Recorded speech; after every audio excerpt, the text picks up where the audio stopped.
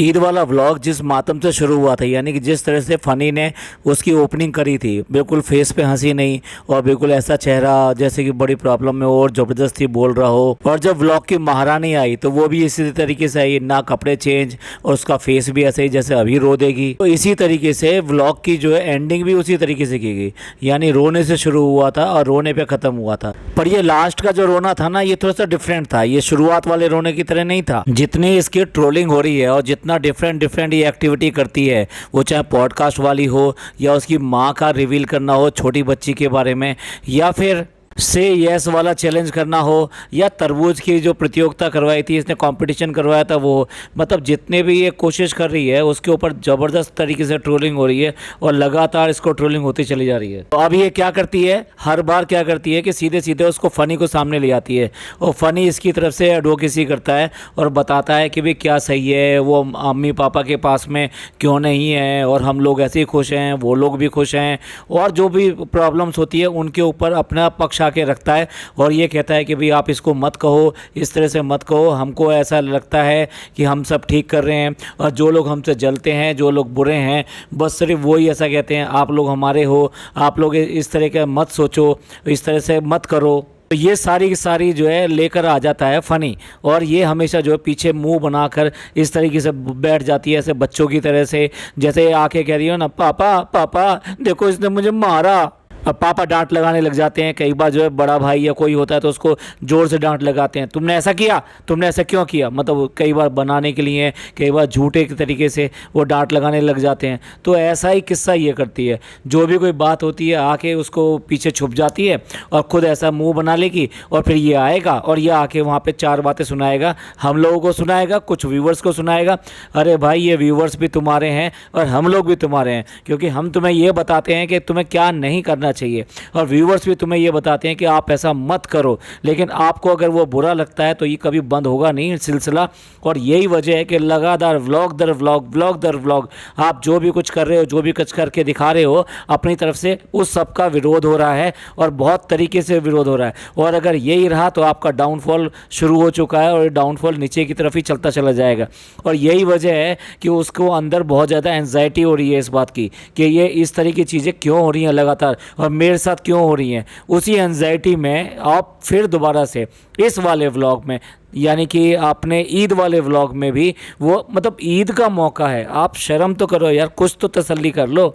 उस ईद वाले मौके पे जिस पे आप सब लोगों को मुबारकबाद दे रहे हो, पूरी यूट्यूब फैमिली को मुबारकबाद दे रहे हो, तो उस वाले मौके पर आके आप अपने बयान दे रहे हो, आप अपने दूसरे लोगों को अपनी झल्लाहट तो दिखा रहे हो, आप अपना गुस्सा दिखा रहे हो कि भाई आप लोग इस तरह क्यों लिखते हो, ऐसा क्यों करते हो, इससे हमें बहुत दुख पहुँचता है और हम लोग ऐसे नहीं हैं, हम लोगों का ये वाला पक्ष है और हम लोगों वो वाला पक्ष है, हमारा तो पत्ता हमेशा जो है हरा ही रहता है, कभी पीला नहीं होता, हमारा पेड़ जो है हरा भरा है, खुशहाल परिवार है, हम लोग जो साथ साथ रहते हैं, और देखो हमारे परिवार में कुछ भी मतभेद नहीं है, सब लोग बहुत खुशी खुशी रहते हैं। तो आप ही बताइए किस तरह से सही होता कि वो जो है इस तरह से आके लोगों को लताड़ लगाता, बुरा भला कहता और अपना पक्ष रखता, तो ये बिल्कुल भी ठीक नहीं था। तो ये अच्छा हुआ कि उसने नहीं दिखाया।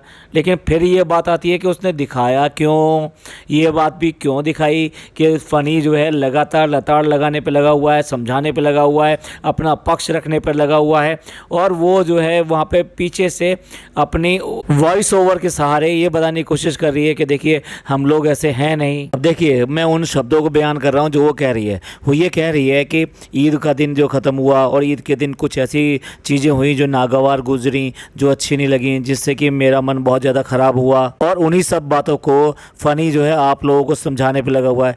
भैया कौन सा व्यूवर तुम्हारे घर पे चला गया, किस व्यूवर ने जाके तुम्हारे यहाँ एक चिट लगा दी, तुम लोगों को गालियाँ और बुरा भला कह दिया।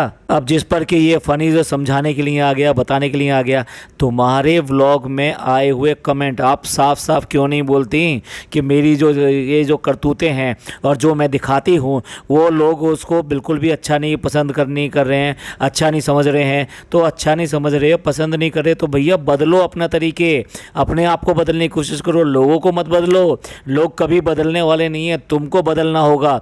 ऐसे कई व्लॉगर हैं जो कि इस तरह से बंद हो गए हैं, खत्म हो गए हैं। वो व्यूअर है तो व्लॉग है। जब व्यूअर आपको देखना ही बंद कर देंगे या फिर ये कहिए कि हर सभी तरीके के हेट कमेंट ही आएंगे, तो फिर आप किस मोटिवेशन के साथ में व्लॉगिंग करोगे। अब आगे श्रीमती डब्बा जी बोलती हैं कि मैंने सोचा कि ये सब चीजें आपको क्यों दिखाना और आपको क्यों कहना, इससे कोई फायदा नहीं है। अगर फायदा नहीं है तो फिर ये क्यों दिखा रहे हो। आपको ये वाली जो क्लिपिंग जो डालनी ही नहीं थी इसके अंदर, अब आपने डाल के भी वही वाली बात कर दिया। सब लोगों को सबको समझ में आता है, सब समझ गए हैं कि आप क्या कहना चाह रहे हो। आप अपने व्लॉग के नीचे फिर दोबारा से कमेंट देखो, इस सब के ऊपर भी लोगों ने कमेंट किए हैं। अब कहती है कि ज़िंदगी में जो आपको सबको दिखाई देता है उसके पीछे भी बहुत कुछ होता है और बहुत सारी चीज़ों से इंसान गुजरता है। खुशी होती है तो साथ में गम भी होता है, पर मैं फिर भी अपने आंसू पोंछ के, अपने गम भुलाकर आकर हंस के जो व्लॉग बनाती हूँ और मैं हंसा सकूं और सब लोग जो है हैप्पी हैप्पी चीज़ें देख सकें। भाई क्या कहना चाह रही हो आप? टोटली रॉन्ग हो, गलत हो। आप कह रहे हो कि आप अपने सारे गम को समेटने के बाद में आप मुस्कुरा कर यहाँ पर आते हो। किसके लिए आते हो? लोगों के लिए आते हो, लोगों के एंटरटेनमेंट के लिए आते हो, लोगों के को खुशी देने के लिए आते हो। आप ये कहना चाह रहे हो तो आप यहाँ पे अपनी ज़िंदगी क्यों दिखा रहे हो यहाँ पर आकर? अगर आपकी ज़िंदगी इतनी खुशी होती तो फिर क्या बात थी? तो फिर ये आपको छुप छुप के और सामने रोने की जरूरत क्या पड़ती? तो आपकी ज़िंदगी तो ऐसी खुशी है नहीं कि जिसको देख के कि लोग बाग इतने ज़्यादा खुश हो जाएं।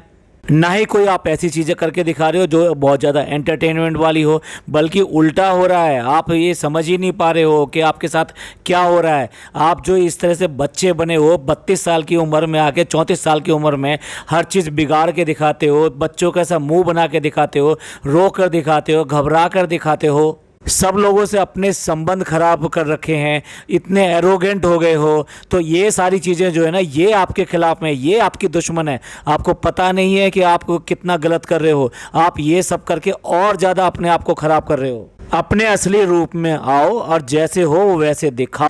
ये ड्रामे, नौटंकी, ये सब बंद करो। या तो अपनी लाइफ इतनी अच्छी करो कि लोग बाग उससे सीख सकें और उसकी तारीफ कर सकें, उसके ऊपर बात कर सकें। तुम अपने सास ससुर को छोड़ के अपने हस्बैंड को लेके यहाँ पे आके रह रहे हो तो लोग बाग इसको अच्छा तो ना कहेंगे, ये हमारे कल्चर के खिलाफ है। तो लोग बाग तो ये कहेंगे। और फिर देखिए 2-4 लोग में 10-5 लोग जो बहुत ज़्यादा अपने आप को मॉडर्न बनते हैं, ये कहते हैं कि क्या हो गया अगर बाहर कमाने के लिए चले गए तो क्या। बहुत सारे लोग और भी तो जाते हैं, तो उनकी बात छोड़ दो। मासेस जो है ना वो इसी को फील करते हैं जो हम बता रहे हैं। अगर आप चाहते हो कि मासेस आपको जो है अप्रिशिएट करें और आपके व्लॉग्स को देखें, तो आपको ज़रूर ये सब चीज़ें छोड़नी होंगी। आपको वही सब अपनाना पड़ेगा जो हिंदुस्तानी कल्चर कहता है। और हिंदुस्तानी कल्चर कहता है कि सीधे तरीके से आप अपनी जो आपकी वैवाहिक लाइफ है, आपकी मैरिज लाइफ है, उसका पालन करो और उस तरीके से रहो और वहाँ अच्छा करके दिखाओ। अपने सास ससुर के लिए कुछ सेवा करो, कुछ अच्छा करके दिखाओ, वो खुशी दिखाई दें, वो खुशी दिल से तुम्हें आशीर्वाद दें, तुम्हें नेक दुआएं दें। बच्चों की लाइफ मत ख़राब करो कि उनको जब देखो जब रात को कभी भी उठा के ले गए और ऐसा कर ले। और भी बहुत सारे व्लॉगर हैं, वो सब तो ऐसा नहीं करते। और डेली फैमिली व्लॉग डालने वाली ना जाने कितनी लेडीज़ हैं, वो अपने डेली के काम जो होते हैं उनको करती रहती हैं, उसके साथ में बहुत सारी चीज़ें दिखाती हैं और करती हैं और लोग बाग उसको देखते हैं। इसमें कोई नई बात नहीं है। हर समय शॉपिंग शॉपिंग शॉपिंग दिखाना, हर समय घर से बाहर रहना, ये कौन पसंद करेगा? सारी चीज़ें तुम क्रिंज दिखा रही हो लोगों को, मतलब जो बुरा लगे, जो लोग अब पक गए हैं ये सब लोग देखते देखते आपके ये सब को। और आप ये इसको एंटरटेनमेंट कह रहे हो। मुंह बना के दिखा देना,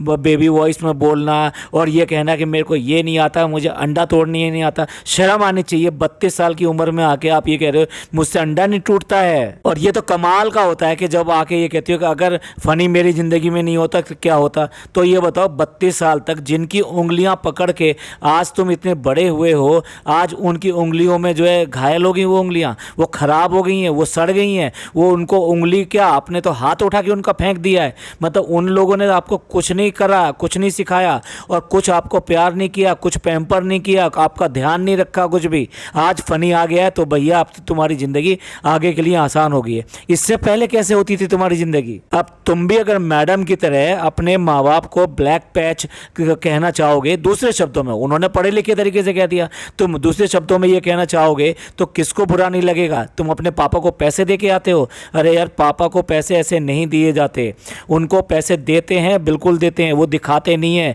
दर्शाते नहीं हैं, क्योंकि वो जो उनके यहाँ जो लड़कियाँ आती हैं, जो बच्चे होते हैं, अब पोता बड़ा होगा तो कल को उनका मन करे, उनका पोता उनसे कुछ मांगने लगे कि मेरे को दादा ये वाली चीज़ चाहिए, और उनका मन है कि वो दिला दें, तो वो कहाँ से दिलाएंगे, वो तुम लोगों के पैसे से दिलाएंगे। भाई जब एक बार आमदनी ख़त्म हो जाती है तो वो बच्चों के इन सब चीज़ों के ऊपर ही आश्रित रह जाते हैं। ऐसे में उनको हाथ ना फैलाना पड़े किसी के आगे, तो अच्छे बच्चे जो होते हैं वो उनको हमेशा पैसा दे कर रखते हैं, और ये चीज़ें किसी को बताते और दिखाते नहीं हैं, कभी रिश्तेदारों को बताते नहीं हैं कि तुमको जो पैसे दे रहे हैं ना ये मैंने दिए थे। तो अगर इस बात का तुम एहसान दिखा रहे हो, मैं एहसान वर्ड यूज़ कर रहा हूँ, कि सब कुछ रो धो के सब कुछ करके अच्छा हो के आप जो आके एंटरटेनमेंट करने के लिए आ जाते हो, तो ये सही है, कितना बड़ा काम कर रहे हो, कितनी समाज सेवा कर रहे हो, ये गलत है, ये सोच ही गलत है, और यही सोच की वजह से तुम्हारे घर में प्रॉब्लम है। तुम इस सोच को बदलोगे, तुम्हारी ज़िंदगी बदलेगी, तुम्हारी सब चीज़ें बदलेंगी, और बहुत सारे लोग जो अब तुमको पसंद करते नहीं हैं वो भी पसंद करना शुरू करेंगे।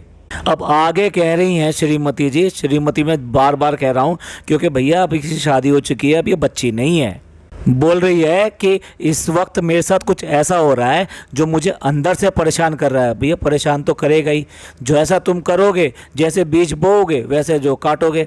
जो तुमने अपनी भाभी के साथ कर रहे हो वो कहीं ना कहीं किसी ना किसी तरीके से लौट के तुम्हारे पास आएगा, इसी को कर्मा कहते हैं। तो बोल रही है कि हम आते हैं आपको हंसाने के लिए आते हैं, जिससे कि लोग हंसें, ना कि ये कि हम अपनी चीज़ें लेके जो यूट्यूब पर आएँ। अगर तुम डेली व्लॉगर हो और अपनी लाइफ दिखा रहे हो तो कुछ छुपा तो पाओगे नहीं, वो चीज़ें ऊपर नीचे होके कहीं ना कहीं से निकल आती हैं। बेशक आप सारे दिन में कितना ही शूट करो और उसको एडिट करके 15 से 20 मिनट में लोगों को दे दो, लेकिन वो उसमें पहचान जाते हैं कि क्या चल रहा है क्या नहीं चल रहा है। और फिर एक व्लॉगर थोड़ना है, इस घर में 3 व्लॉगर हैं, तो एक दूसरे से चीज़ें पास ऑन होती हैं। और लास्ट में ये सब बोलने के बाद में रोकर भी दिखा दिया कि भाई इसका जो मूड ख़राब है, और वो बच्ची आके पुचकार रही है, कह रही है नहीं नहीं तुम्हें रोना नहीं है। अब देखिए इस व्लॉग के नीचे देखिए कमेंट्स देखिए, इसको अपना हार्ट देने की कहीं पे भी जगह नहीं दिखाई दे रही। सारे कमेंट इसके ऊपर इस तरीके की हैं कि ये क्या कर रही है, बिल्कुल बच्ची बन रही है, जो ठीक नहीं है। मैं एक कमेंट लेना चाहूँगा और उसका स्क्रीनशॉट भी यहाँ पर लगा रहा हूँ। ये व्यूवर कह रहे हैं कि grown up, women just grown up, और कम से कम अपने हस्बैंड को इस तरीके से 5 साल की बच्चे की तरह लोगों के सामने लताड़ने के लिए या बोलने के लिए मत लेकर आओ। आपके पास सब हैं, फिर भी आपका इतना जो है कंप्लेनिंग नेचर क्यों है? अगर आपकी कमियां दिखेंगी तो लोग तो बोलेंगे, आपको इसका सामना करना पड़ेगा। और अगर ऐसा नहीं कर सकते तो आपको व्लॉगिंग बंद कर देनी चाहिए। अजीब डिमांडिंग लोग हो, लोगों को आपको इतना सब कुछ दिया तो है, और अगर कभी किसी ने कुछ बोल दिया तो फिर इतना रोते क्यों हो? अपने खुदा का शुक्रिया अदा करो और 32 साल की जो औरत होती है उसकी तरह से बिहेव करो, ना कि छोटे बच्चे की तरह बिहेव करो कि जो हर समय यही दिखाता है कि किसी ने क्या बोल दिया और क्या कर दिया और रोने बैठ जाता है। और हर समय इस बात की उम्मीद मत करो कि लोग जो है आपको प्रेज करेंगे और आपको जो है अच्छा अच्छा ही बोलेंगे। और अपने भाई भाभी से कंपटीशन मत करो, सचमुच में ही हैप्पी फैमिली बन के रहो, सिर्फ कैमरे के सामने नहीं, तब जाके असली खुशी मिलेगी। अब देखिए इन्होंने इतना सब कुछ कह दिया है, इसमें सारा कुछ कह दिया है जिसको जो इसके बारे में है कि किस तरह से ये बच्ची बन के हर समय नाशुक्रा बन के अपनी चीज़ों को कंप्लेन करना है। कंप्लेनिंग नेचर तो इतनी है कि हर चीज़ में कंप्लेन करना, और अपने एज के अकॉर्डिंग तो कभी भी बिहेव करके ना दिखाना, हर चीज़ का बुरा मानना, हर चीज़ पे रोना। एक और कमेंट देखिए अपनी स्क्रीन पे, ये कह रही हैं कि ये उल्टा चोर कोतवाल को डांटे वाली बात है। पहले तो खुद भैया भाभी को हर बात के लिए शेड किया, और अब जब भैया भाभी ने तवज्जो देना बंद कर दिया तो रोकर विक्टिम कार्ड जो है प्ले कर रहे हो। ये कितना चीप है, ये कितना छोटा है। और ये मत भूलो कि तुम आज जो भी कुछ हो अपने भैया और भाभी की वजह से ही हो। अब सिर्फ मैं जो 2 और स्क्रीनशॉट यहाँ पे शेयर करूँगा, बाकी इतने सारे कमेंट्स हैं कि आप खुद वहाँ पे देख सकते हैं। और लास्ट में मैं 2-3 कमेंट्स और ऐसे भी लगा दूंगा कि आप खुद पढ़ लीजिएगा कि किस तरह की बातें कही जा रही हैं इसके ब्लॉग में, इसके बारे में। तो अगला कमेंट जो आपकी स्क्रीन पर है वो सीधे डब्बा को बोलते हैं कि रो कर और मोनोलॉग म्यूट करके कंट्रोवर्सी को हवा दे दी। अब आपके व्यूअर्स अंदाजा लगाएंगे कि अब क्या हुआ होगा और इससे आपके व्यूज भी बढ़ेंगे। जब बताना नहीं था तो फिर ये क्लिप लगाकर इस तरह से सिंपैथी लेने का क्या मतलब है। अब क्या है कि व्लॉगर्स की सारी हरकतों को सब लोग जान गए हैं, तो इन्होंने क्लियर कट बोला है कि जब तुम्हें ये लगाया क्यों, जब तुम्हें बताना नहीं था तो फिर लगाया क्यों, और लगाओगे तो लोग तरह तरह की बातें करेंगे ही करेंगे आपके लिए। इसके नीचे वाला कमेंट देखिए, शादी के बाद सभा बहुत बदल चुकी है। शोएब दीपिका जैसे भाई भाभी नसीब वालों को मिलते हैं, कदर करो उनकी। तो ये था ड्रामेबाजी का इसका रिव्यू जो इसने लास्ट के अंदर जो किया है, यानी कि वो दिखाया कुछ भी नहीं है, फिर भी ये बताने की कोशिश करी है कि हम लोग जो है ना आपको जो खुश करने के लिए आते हैं और हम लोग जो है बड़ी मुश्किलों से, बड़ी दिक्कत से, और आप जो लोग कहते हो उनसे हमें बहुत दिक्कत होती है, बहुत प्रॉब्लम होती है, और रो धो के फिर भी हम आपके सामने आ जाते हैं, हम आपके सामने अच्छा बन के दिखाते हैं। पर ये सारी ड्रामेबाजी जो करी है ये उसका करारा जवाब हमने यहाँ पर दिया है जो ये ड्रामेबाजी की है। आपका इस सब के बारे में क्या सोचना है प्लीज़ कमेंट करके ज़रूर बताइएगा। ये पॉडकास्ट आपको अच्छा लगा हो तो प्लीज़ लाइक कीजिए, सब्सक्राइब कीजिए और शेयर कीजिए। थैंक यू, धन्यवाद, शुक्रिया।